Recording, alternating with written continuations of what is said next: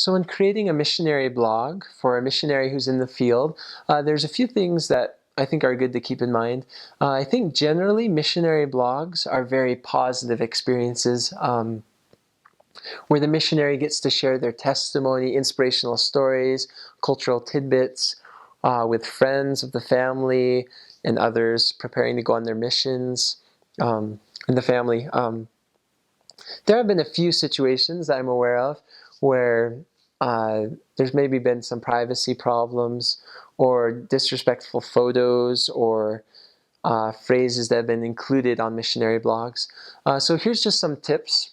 These aren't official guidelines or anything, but just some of my personal thoughts on creating a missionary blog in a positive way. One is I'd recommend not including any complaints that your missionary might write home about.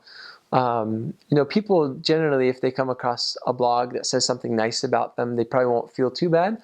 But if there's a complaint about a member, a mission leader, a fellow missionary, someone you met on the street, if that person were to see that, that could be hurtful.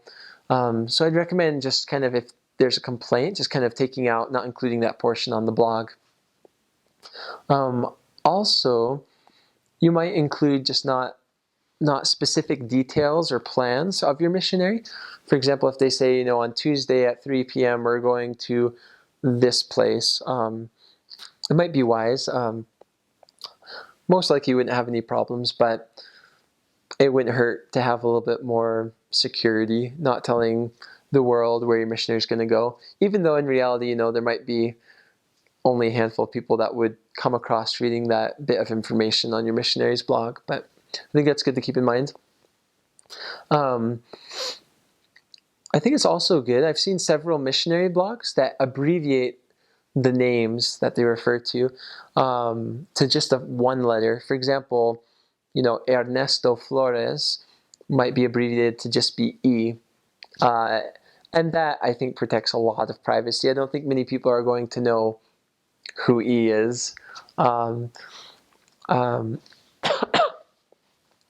also might not be a bad idea to not include the full name of your missionary. I think most people do on their missionary blogs, and that's probably fine. But if you want to be extra safe and secure, you could just use maybe your last name. For example, Elder Smith instead of Elder Todd H. Smith, which is maybe a little bit more revealing if someone wanted to look up information about them.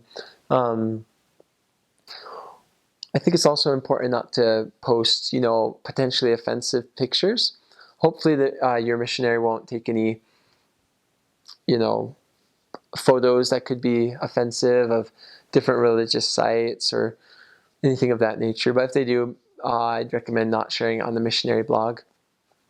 Also, it's just good just to know that anything you post on a blog publicly is available to just about anyone in the world who has an internet connection. And if you don't want that to be the case, if you want to make it more private, you can password protect your blog. Most blog hosting websites like Blogger, missionsite.net, mymission.com have these ways that you can make it so the user has to type in a password or log in order to read the letters. And, that might be something you might want to do while your missionary's in the field. And then when they get home, maybe you'll unlock it so anyone can benefit from the letters. You can use your judgment on that.